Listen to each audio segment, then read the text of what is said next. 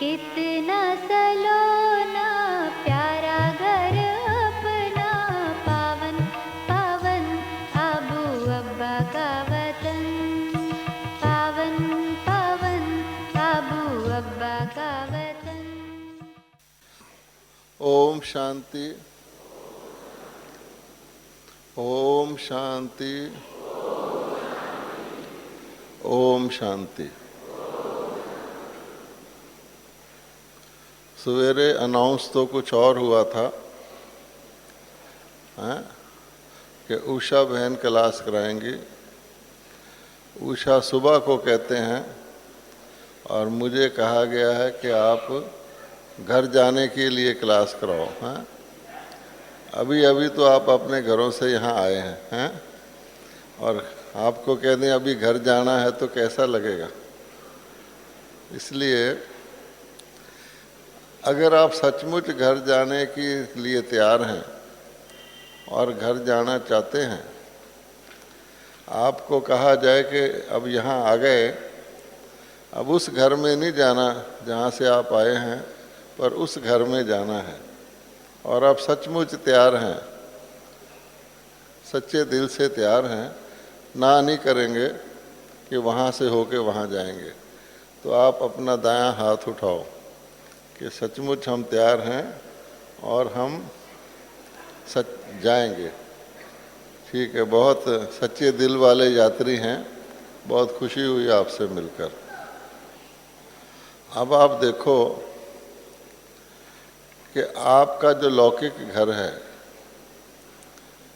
कहीं से भी, सारी दुनिया में कहीं से भी, अभी शांति वन से भी आप वापस जाएंगे तो आपको अपना लौकिक घर ढूंढना पड़ेगा या पता है इजीली चले जाएंगे। हैं रेलवे का टिकट भी आसानी से कहेंगे मेरे उस शहर का कटा दो। वहाँ जाएंगे तो जो भी साधन होगा, स्कूटर, टैक्सी, टांगा, वो कहेगा कहाँ जाना है तो आप बता दोगे वहाँ जाना है। वहाँ जाके भी कहेंगे कि वहाँ रोकना, ये घर है ना। कितना इजी है, क्योंकि आपको अपने इस जन्म के लौकिक घर का पक्का पता है। आपके कोई मित्र संबंधी हैं, आपका कोई ऑफिस है, बैंक है, आपको पता है। वहाँ जाना हो तो आपको कोई तकलीफ होती है, कभी ढूंढना पड़ता है? नहीं। हाँ, अगर किसी ऐसे व्यक्ति के घर आपको जाना हो जो आप पहली बार जा रहे हैं, फिर क्या होगा?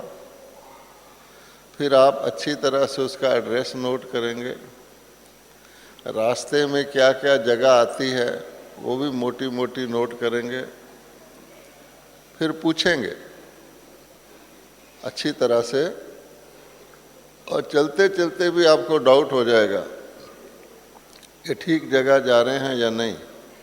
फिर आप पूछेंगे किसी से, ये वही जगह है ना, ठीक है ना, क्योंकि आप गलत रास्ते नहीं जाना चाहते। ये तो हुआ शारीरिक घर की बात। अब हमको जाना है अपने परमानेंट घर, ठीक है ना। और वो घर कौन सा है? आपने गीत में सुना कि क्या है वो घर? पावन पावन सदा प्योर रहने वाला। किसका घर है? अब्बा का है, अपने पिता का घर है।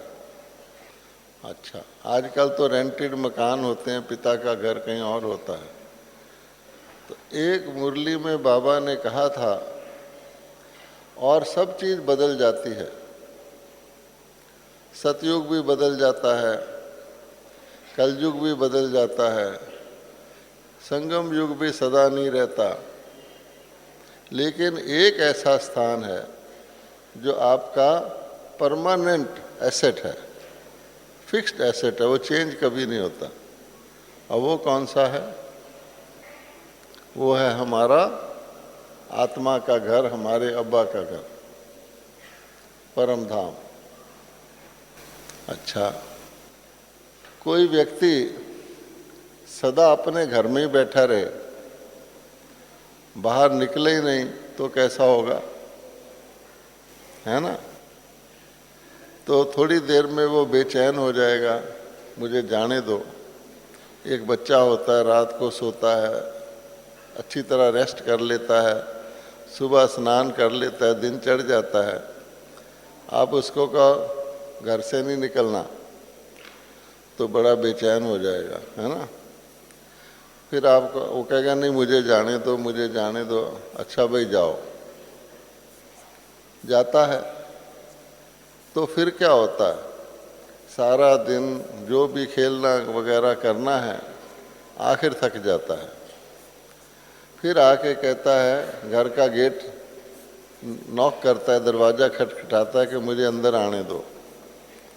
और उसके माता पिता कहें कि नहीं, तूने तो कहा था मुझे बाहर जाने दो, अब अंदर क्यों आ रहा है।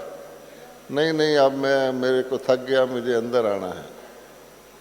अच्छा, फिर तब अंदर आने देंगे अगर कल ये नहीं कहोगे मुझे फिर जाना है। हाँ हाँ, मैं नहीं कहूँगा, मुझे अंदर आने दो, मैं बहुत थका हुआ हूँ। आगे अंदर आ गया। अगले दिन क्या होगा, फिर कहेगा मैंने जाना है। तो आप कहोगे अरे तुमने कल कहा था कि मुझे आने दो, मैं नहीं जाऊंगा, फिर कह रहे हो मैंने जाना है। अच्छा जाओ, लेकिन फिर नहीं कहना मैंने अंदर आना है। हाँ हाँ, मैं नहीं कहूँगा। फिर क्या होगा, फिर शाम को थक के फिर कहेगा मुझे अंदर आने दो। इससे क्या सिद्ध होता है कि हर चीज़ का समय है। घर में आने का भी समय है, घर से जाने का भी समय है, ठीक है। घर फिर भी रहेगा, आप सारी दुनिया में घूम लो, मेरा घर ही है ना। इसीलिए कहा जाता है जो सुख छज्जू के चिबारे, ना बखर ना बुखारे। कहीं भी उसका वैसा सुख नहीं फील होगा इंसान को। अब इसमें क्या है कि हर चीज़ का समय होता है। घर से निकलने का भी समय होता है। अब समय है परम धाम को याद करने का। तो आपने गीत सुना, ये गीत भी हमारे टॉपिक पर ही है कि चलना है घर वापस, यही ज्ञान का सार। और योगी बनो और ज्ञानी बनो, क्योंकि कहीं जाना होगा तो यात्रा करनी पड़ेगी, है ना। चाहे वो शरीर की यात्रा हो या मन की यात्रा हो। तो योगी मैंने यात्रा करने वाला। बाबा ने कहा है कि हठ योगी तो वहीं बैठे रहते हैं, आसन करते रहते हैं। आपकी याद की यात्रा है। तो यात्रा की कोई मंजिल होती है ना कि मैं यहाँ से यात्रा कर रहा हूँ, अपने घर जा रहा हूँ, या घर से यात्रा कर रहा हूँ, दूसरी जगह जा रहा हूँ। लेकिन यात्रा का भी ज्ञान चाहिए, है ना। तो कोई टिकट के काउंटर पर जाए, कहे कहाँ की भी टिकट दे दो, तो उसको कैसे टिकट मिलेगी। या कोई व्यक्ति नगर में आ जाए, कोई काम ना हो, कहीं जाना ना हो, इधर उधर घूमता रहेगा। इसलिए यात्रा के लिए, मंजिल के लिए कहाँ जाना है, कैसे जाना है, कब जाना है, इसका ज्ञान चाहिए। इसलिए कहते हैं ज्ञान का सार क्या है। गीत कह रहा है वापस घर जाना है, ये ज्ञान का सार है। ज्ञान मैंने नॉलेज। अब आप देख लीजिए कि संसार में सवेरे से शाम तक आप कोई भी काम करते हैं तो नॉलेज से करते हैं, और कोशिश करते हैं आगे जो मैंने करना है उसका मुझे प्रोग्राम पहले पता हो। कहते कि नहीं, सुबह हमारी बहन जी क्लास के बाद क्या करती है, दिनचर्या सुनाती है। इतने बजे ये होगा, इतने बजे ये होगा, इतने बजे ये होगा, आज सौगात मिलेगी, आज किसी को बाहर नहीं जाना, इत्यादि इत्यादि। तो हमको पता रहता है कि इस समय ये करना है, इस समय ये करना है, इस समय ये करना है, तो हमें इजी रहता है। हैं, दुनिया में भी एक्टर होता है, उसको स्टेज पर सीधा तो नहीं भेज देते, उसको बोलते हैं कि भाई तेरा ये पार्ट है, तूने इस वक्त ड्रामा के अंदर एंटर होना है। तो नॉलेज से ही काम सहज होता है। दुनिया के अंदर हम लोग जो एक्टर आ गए थे, हमको ऐसे ही किसी ने कह दिया जाओ ड्रामा के अंदर जो मर्जी करना शुरू कर दो, तो नाटक नहीं चलेगा। तो बाबा ने जो ज्ञान के सागर हैं, हमें इसीलिए लक्की बच्चे कहा है कि सबसे पहले सत्य ज्ञान जो सारी दुनिया में किसी को नहीं है वो हमको मिलता है। और हमें ये नशा रहना चाहिए कि लौकिकता का ज्ञान कुछ होगा, लेकिन लौकिकता तो एक जन्म के लिए चलती है, आगे फिर अंधेरा। इसलिए लोग डरते हैं मरने से। हमको बाबा ने लोक का परलोक का ऐसा ज्ञान दिया जो हमारा नाम सच्चे ब्राह्मण पड़ गया। और आज भी दुनिया में लोग ब्राह्मणों से ही हर काम का शुरू करवाते हैं, चाहे वो बेचारे कुख वंशावली हैं। रस्म तो है। आज की मुरली भी आपने सुनी होगी, तो बाबा ने क्या कहा? बाबा ने कहा देखो, ब्राह्मण देवताओं से भी उत्तम है, संगम युग देवताओं से भी श्रेष्ठ युग है। उसको गोल्डन एज कहा जाता है, उसको डायमंड एज कहा जाता है। और अभी हम संगम के निवासी हैं। तो ये नशा रहना चाहिए कि वो देवी देवता उससे भी ऊंचे हम हैं। क्यों हैं? बहुत सारे कारण हैं, पर बाबा ने आज क्या बताया कि देवताओं को आत्मा का ज्ञान है, परमात्मा का नहीं है। कलयुग के मनुष्यों को ना आत्मा का है ना परमात्मा का है, और ब्राह्मणों को आत्मा का भी है, परमात्मा का भी है। ठीक है ना? तो ब्राह्मण ना केवल पावन बल्कि पतित पावन दूसरे को भी रास्ता बता सकते हैं। भगवान ने इतनी शक्ति दी है। और इसीलिए भक्ति मार्ग में पहले ब्राह्मण को नमः किया जाता है, फिर देवता को किया जाता है। ब्राह्मण देवी देवताए नमः, है ना? पहले ब्राह्मण को, वो संसार वाला ब्राह्मण भी ये बोल रहा है, तो किसी दूसरे ब्राह्मण को नमः कर रहा है। तो बाबा कहता आप वो ब्राह्मण हो। अच्छा, अब बाबा कहता है कि समय का ज्ञान ये बताता है कि किसी वक्त फैलाने का समय होता है और किसी वक्त इकट्ठा करने का समय होता है ना? जब आपने ट्रैवल करना हो तो आप सामान को समेटते हैं। मान लो आप अपने लौकिक या सेंटर से चले माउंट आबू आने के लिए, तो आपने सारा सामान बैग एंड बैगेज समेट लिया, ज़रूरी। फिर यहाँ जब आपको कमरा अलॉट हुआ तो आपने क्या किया? उसको फैला लिया कि भाई ये चीज़ यहाँ रख दो, साबुन यहाँ रख दो, ये यहाँ रख दो, चप्पल यहाँ रख दो, तौलिया यहाँ रख दो। फिर जिस दिन आपको जाना होगा तो एक दिन पहले क्या करोगे? समेटना शुरू कर दोगे। अच्छा, कल इसकी ज़रूरत नहीं, इसको तो बंद कर लो। तो ये फैलाने का ज्ञान और समेटने का ज्ञान समय के अनुसार होता है। आने के समय फैलाना और जाने के समय समेटना। अब बाबा कहते हैं आपको जाना है अपने घर, तो वहाँ कौन कौन सा सामान हमारे साथ चल सकता है उसको ध्यान में रखो, और जो नहीं चल सकता है उसको ख़त्म कर दो, छोड़ना पड़ेगा। तो इसलिए बहन जी ने ये भी कह दिया कि क्या क्या तैयारी हमको करनी है भाई, हैं? घर तो जाना है। सब ने राइट हैंड उठाया है ना? अब आपको अपने हाथ उठा दिया तो अब आपको जाना ही पड़ेगा, है ना? आजकल बाबा भी क्या कर रहे हैं? बाबा का पहले पिता रूप था, अब भी है, फिर टीचर रूप था, अब भी है। जो नए बच्चे हैं उनके लिए तो बाबा पिता रूप में भी हैं, टीचर रूप में भी हैं। जो पुराने हैं, जब बच्चा बड़ा हो जाता है तो माता पिता से थोड़ी खर्चा लेता रहता है सारी लाइफ, लायक बनता है। तो पुराने के लिए बाबा का इस समय क्या कौन सा रूप है? सतगुरु रूप। आप देखोगे बाबा हाथ उठवा लेता है ना, हर मुरली में उठवाएगा कि देखो बच्चे, हमें रियलाइज़ कराएगा तुमको ये करना है ना, अब घर जाना है, स्वर्ग में भी जाना है, ये करना है ना, करना है बाबा। अच्छा तो जो करेंगे हाथ उठाओ। हम उठा देते हैं। फिर बाबा कहता है सभी उठा देते हैं। तो बाबा कहते हैं ठीक है, अच्छा हाथ उठाया है, हाँ ये भी हिम्मत रखी है, तो हिम्मत के बदले में बाबा मदद कर देता है, क्योंकि लॉ है हिम्मते बच्चे मददे बाप। इसलिए उठवाता है कि थोड़ी मदद करने का मुझे मौका मिल जाए, नहीं तो हम हिम्मत ही नहीं करेंगे तो मदद कैसे लेंगे। लेकिन बाबा को ये भी पता है कि हाथ तो उठा दिया, तो फिर बाबा कहता है कि लॉ अंदर अपने गुप्त रखता है, सतगुरु का निंदक ठोर ना पाए हैं।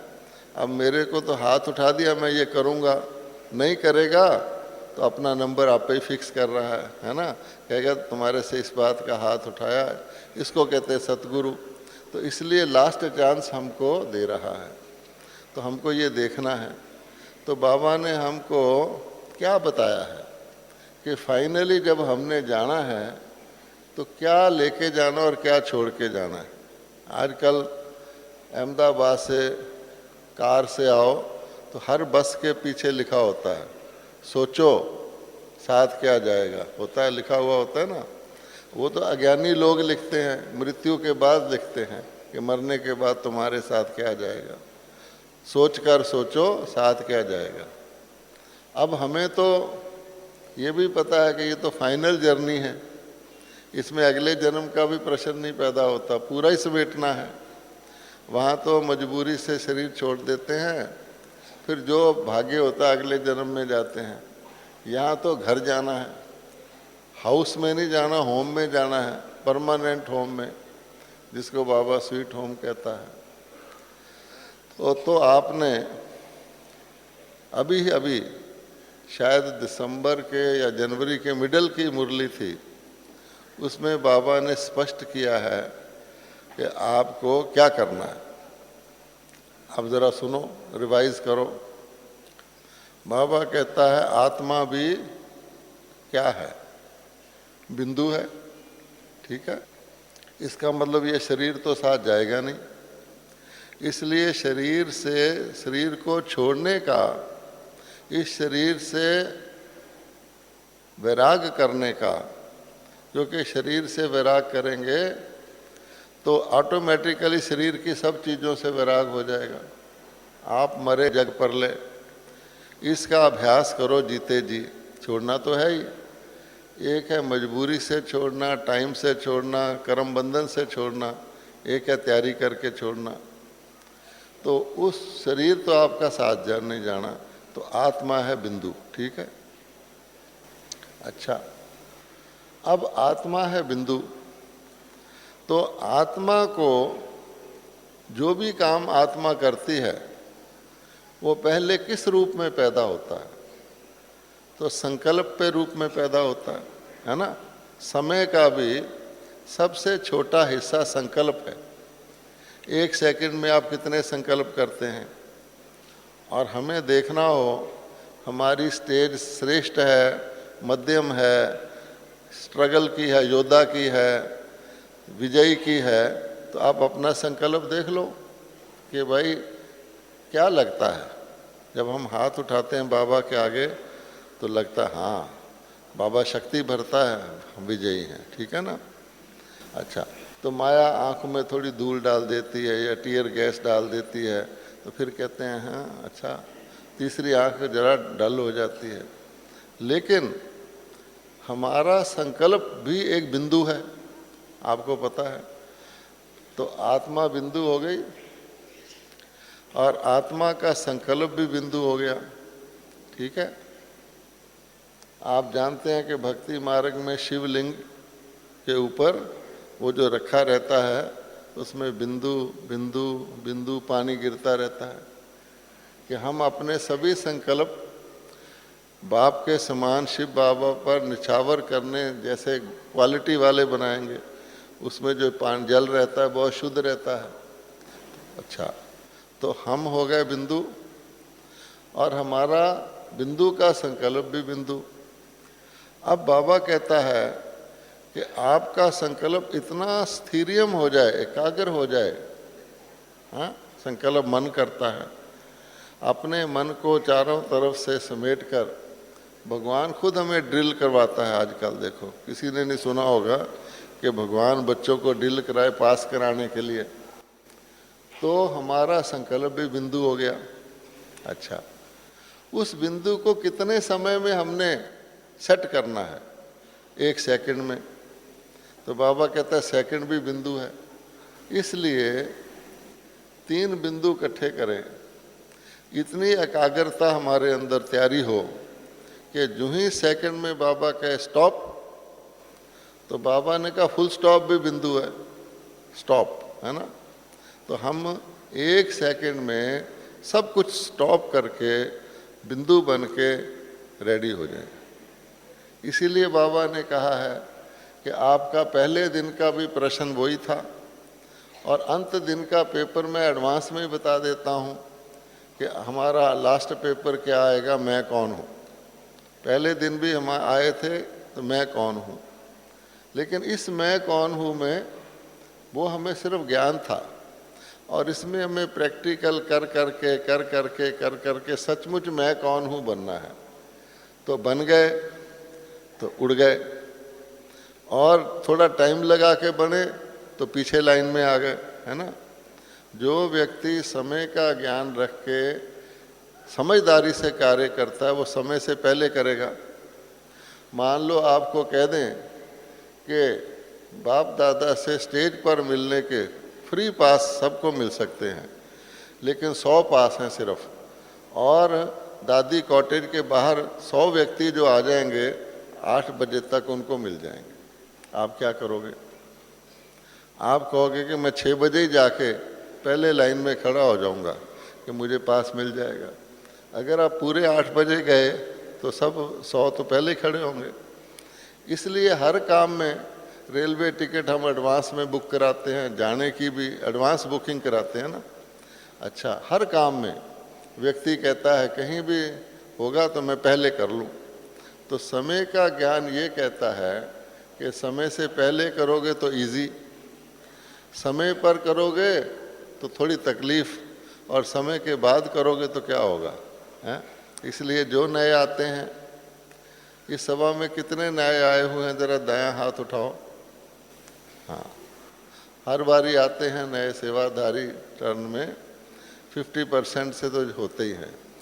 तो इसलिए बाबा जो नए आते हैं उसको क्या कहते हैं, बहुत लकी हो, हैं, लेट तो आए पर टू लेट नहीं आए, कहते हैं ना हमेशा। फिर उनको कहता है कि अभी लेट का मतलब ये कि आज से आपकी ब्राह्मण लाइफ शुरू है, आपको इजी है। क्योंकि बाबा जो जन्मपत्री देखता है वो ब्राह्मण लाइफ के फर्स्ट डे से अब तक कैसे चले, अप डाउन हुए, क्या हुआ। अगर सीधी लाइन है तो पूरे लक्की सतयुग में भी पूरे हो जाएंगे। तो आपको तो मौज है, क्योंकि इतने टाइम में ही मुझे अटेंशन रह के कोई मिस्टेक नहीं करना। तो बाबा कह देता है कि देखो विघ्न आने ही नहीं देना नए लोग हैं, और नयों को इजी है विघ्न ना आने देना। पुराने क्या करते हैं, वो कहते चलो नयों के साथ ही ज्वाइन कर लें, लेकिन उनको भूलता नहीं पीछे का। बाबा कहता है फुल स्टॉप लगाओ, फुल स्टॉप लगाने की ताकत चाहिए, भूलता नहीं, इसलिए वो फिर डीले हो जाते हैं। तो नए को तो मौज है, नई स्लेट पे जो मर्जी लिख लो, पुरानी का मिटाना पड़ता है। इसलिए फिक्स बड़ा फर्स्ट क्लास इंटरेस्टिंग ड्रामा है। तो बाबा कहते हैं कि 1 सेकंड में अपने संकल्प को फुल स्टॉप लगाओ, अर्थात जहाँ ले जाना चाहो ले जा सको। भूत और फरिश्ते में क्या फर्क होता है? अभिमन्यु की कहानी है कि भूत बिना परमिशन के घुस जाएगा, बाहर नहीं निकलेगा। बाहर निकालने के लिए उसको मिर्च लगाते हैं, पीटते हैं, तब बाहर निकलता है। और फरिश्ता जो होता है वो आसानी से आ भी सकता है, जा भी सकता है, क्योंकि उसका काम सुख देना है। अब ये जो 5 भूत हैं बाबा ने बताए हुए हैं, वैसे तो उसकी फैमिली भी है, चलो बड़े बड़े ले लो, ये हमसे परमिशन लेकर हमारे अंदर घुसे हुए हैं? नहीं। कहते हैं मे आई कम इन सर, मैं आऊँ? नहीं, घुसे हुए हैं।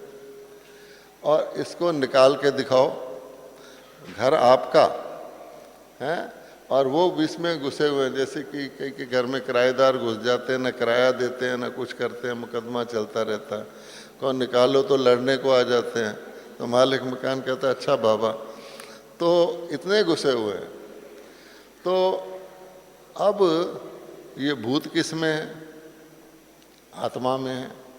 आत्मा के भूत कैसे प्रकट होते हैं? सोए रहे तो कोई बात नहीं, संकल्प किया आ गए। तो हमारे संकल्प को यानी मन को भूत भटकाते हैं, और हम मन के मालिक नहीं हैं, तो इसलिए हमें भी भटकाते हैं, आत्मा को भटकाते हैं, शरीर को भी भटकाते हैं। बुद्धि कहती है इधर चल, ये ठीक नहीं है, ज्ञान भी है, फिर भी वो भूत आप इधर को जाते हैं घसीट कर उधर को ले जाता है। क्या करें? फिर ब्राह्मण परेशान होता है कि भाई देखो मैं चाहता भी हूँ, है ना। फिर क्या कहता है? मैं चाहता हूँ। बाबा कहते हैं आप सब चाहते हो बाप के समान बनना, कौन नहीं चाहता, लेकिन उसके वो इतना कंट्रोल किए हुए हैं, हमको ले जाते हैं। तो आजकल बाबा क्या कहते हैं, अगर घर जाना है तो कई प्रकार से घर जा सकते हैं, है ना। जैसे छोटा बच्चा स्कूल जाता है, एक तो खुशी खुशी जाता है, एक को माँ भेजती है फिर रोता है, फिर भेजती है फिर रोता है, फिर किसी को टॉफ़ी दी जाती है चल बच्चा जा।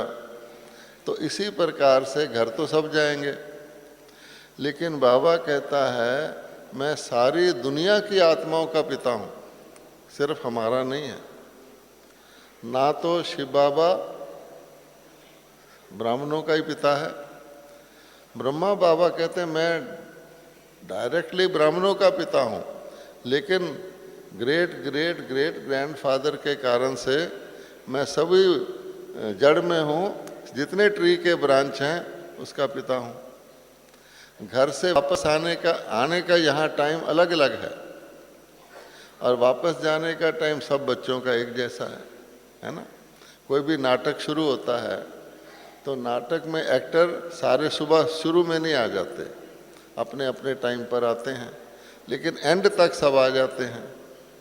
कोई बिल्डिंग बननी शुरू होती है तो सीधी सारी नहीं बन जाती, अंडरग्राउंड बनता है, फिर ये बनता है, लेकिन अगर बिल्डिंग को गिराना हो तो इकट्ठी गिरा सकते हैं।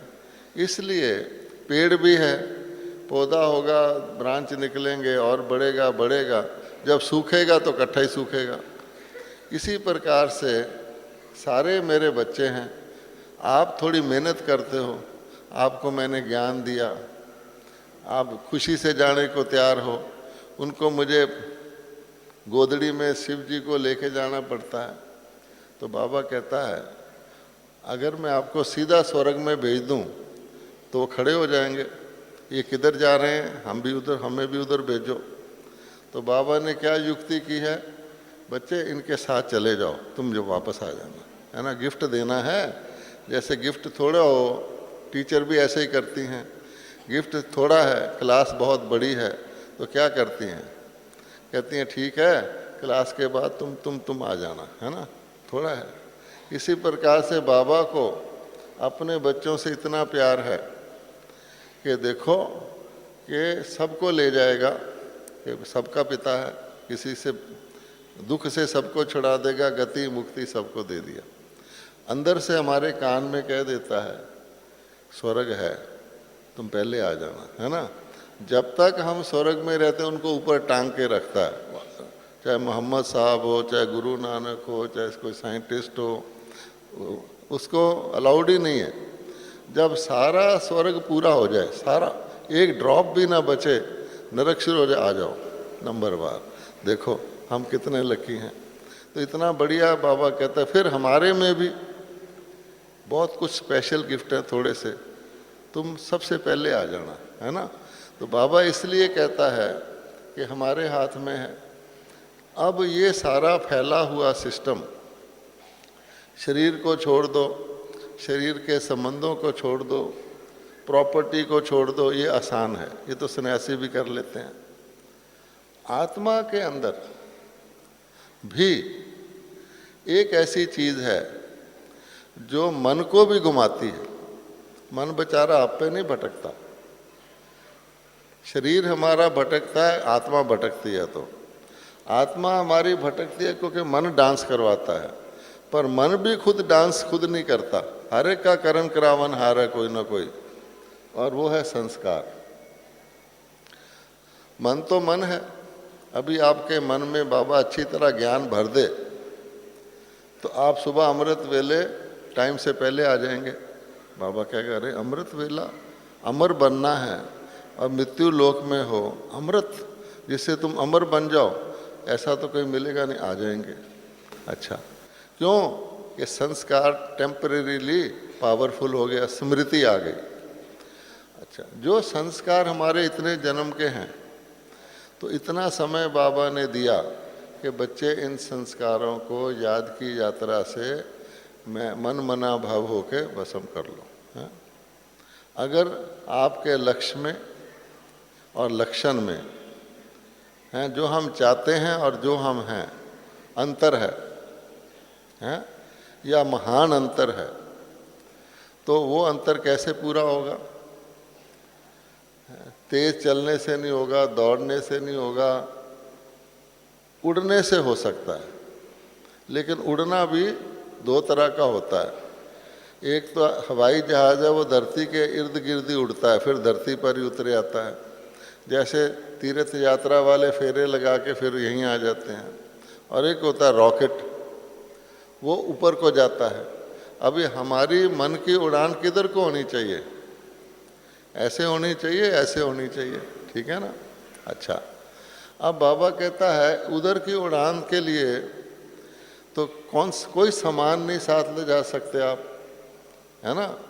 आपको पता है जो चांद पर जाते हैं उनको बहुत सूक्ष्म करके देते हैं भोजन, है? अच्छा, तो हमारे साथ कौन सा सामान जा सकता है? बाबा कहता है संस्कार भी, शुद्ध संस्कार जा सकते हैं। अगर अडल्ट्रेटेड पेट्रोल हो तो गाड़ी भी फुक फुक फुक फुक करती है। हवाई जहाज़ में तो बहुत डबल रिफाइन डालते हैं, और रॉकेट में नहीं तो रॉकेट को भेजोगे बृहस्पति पर, पहुंच जाएगा शनि पर। इतना सा भी फर्क हो गया रॉकेट का। तो जरा सा फर्क हुआ तो आप कहेंगे अरे मैं तो मन को लेके बैठा था शिव बाबा को याद करने, ये क्या हुआ? आप पेट्रोल में मिक्सचर है। इसलिए बाबा कहता है कि संस्कार शुद्ध करो। तो हम 1 घंटा योग में बैठे, अच्छी बात है, उसमें से कितना सिद्ध हुआ? यहाँ घंटे का सवाल नहीं है, ब्राह्मण की आयु का भी सवाल नहीं है।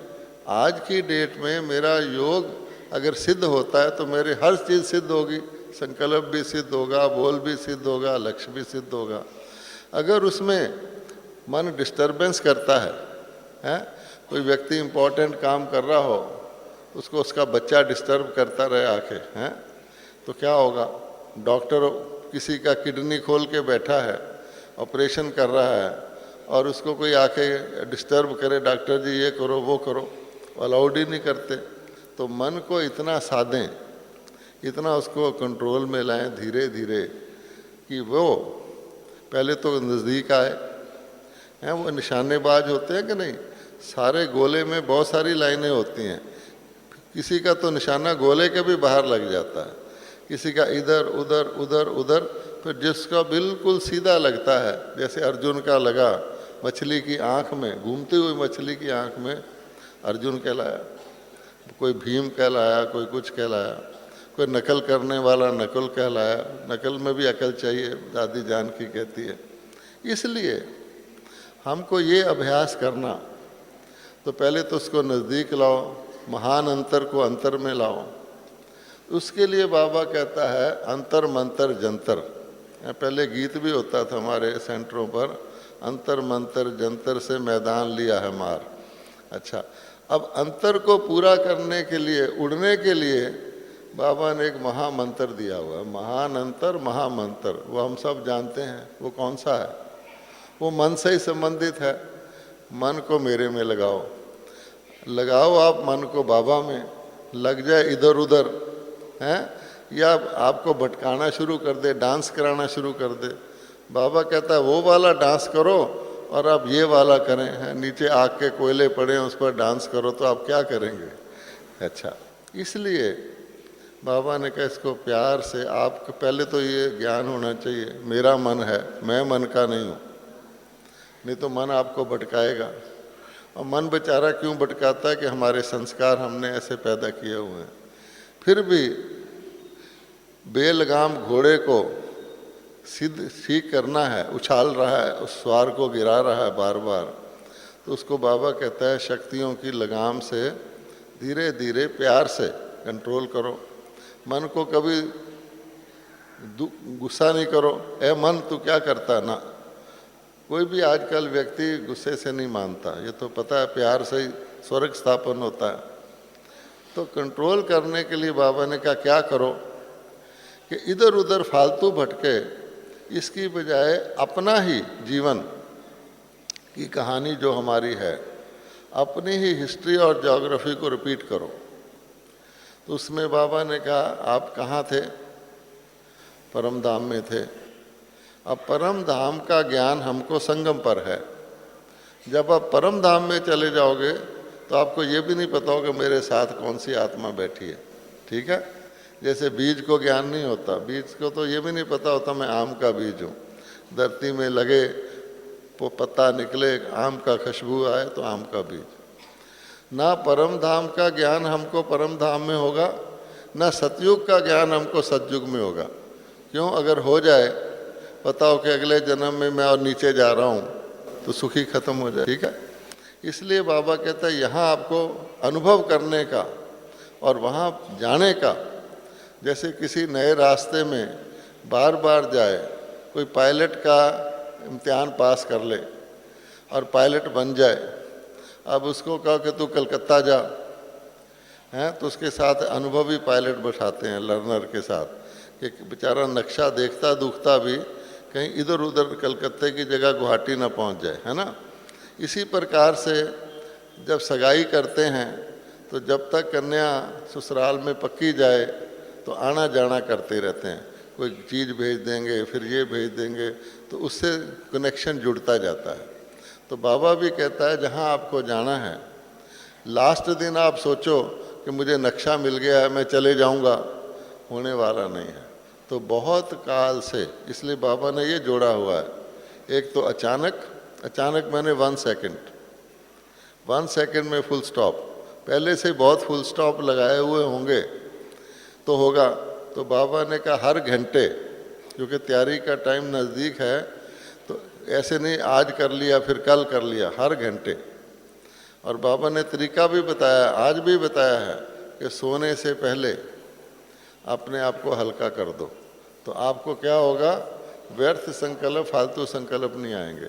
इसी तरह घंटे घंटे, सोए हुए तो हम सारे ही हैं, जो जागत है सो पावत है, जो सोवत है वो खोवत है। सोए मैंने क्या, आंख बंद नहीं है, उसमें कोई धूल डाल दे तो बंद जैसी है, ऐसे ऐसे करेंगे तो आप कैसे चलेंगे। तो बाबा कहते हैं कि मेन काम अपना घर जाने की तैयारी बनाओ और बाकी समेटने का शुरू कर दो, है ना। हवाई जहाज़ भी जब आता है तो कहते हैं अब हम नीचे जा रहे हैं, 15-20 मिनट लगाते हैं नीचे जाने में। ऐसे ही कोई कहे मैं 1 मिनट में ही नीचे आ जाऊंगा, नहीं आ सकता। तो उसकी तैयारी मन में शुरू कर दो। लक्ष्य हमारा क्या है, 1 सेकंड में अपने संकल्प को सब तरफ से फुल स्टॉप लगा के जाना।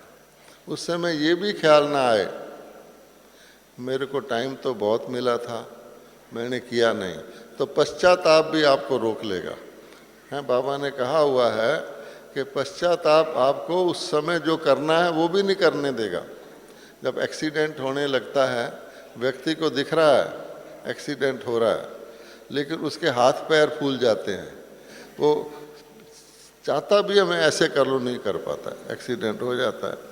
तो इतना अटेंशन हम रखेंगे कि अभी से तैयारी कर कर के, समेट कर कर के, लौकिकता से, हद से, स्थूलता से, पुरानी चीज़ों को, पहले तो पुरानी को फुल स्टॉप लगाएं और फिर नई में इधर जाए तो फुल स्टॉप, ठीक करके फुल स्टॉप लगाएं, आदत डालें, stop stop stop stop stop, हैं।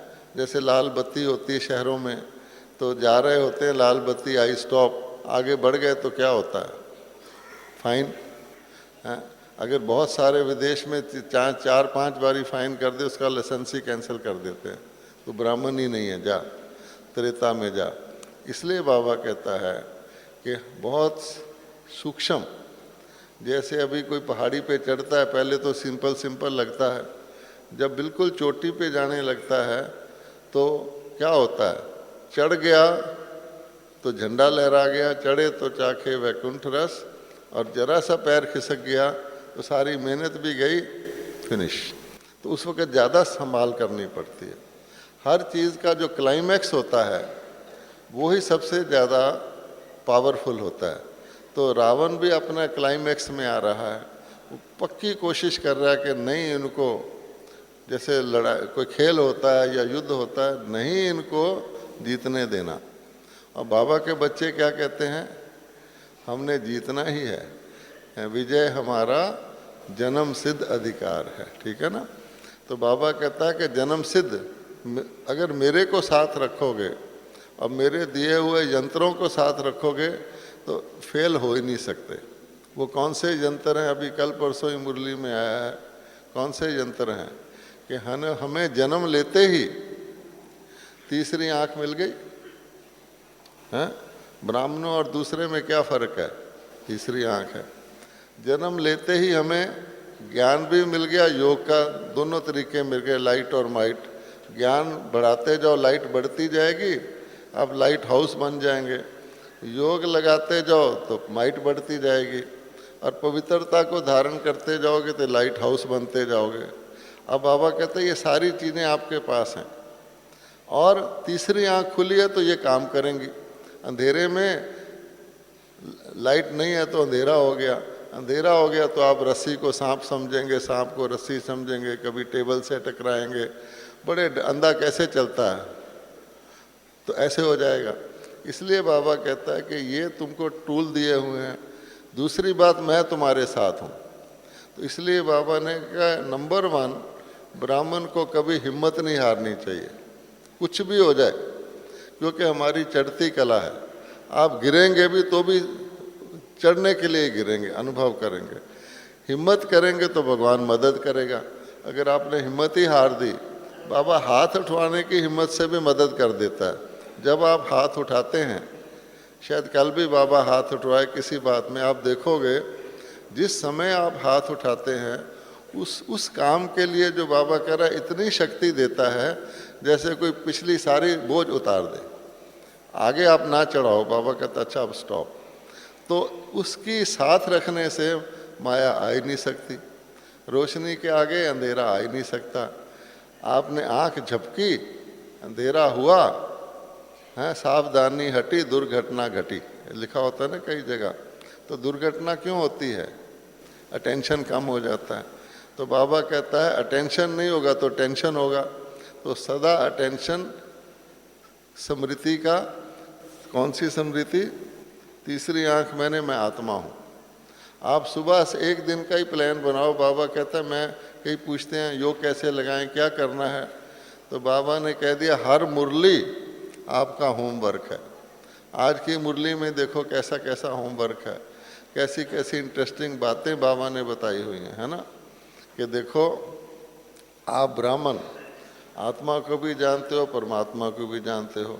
देवता केवल आत्मा को जानते हैं, और कलयुगी तीसरी आंख ही बंद है, ना आत्मा को ना परमात्मा को जानते हैं, ठीक है। फिर बाबा कई बातें बताता है, गिनो कि कितने प्रिंस प्रिंसेस होंगे। उस चीज़ में अपनी बुद्धि लगाएंगे तो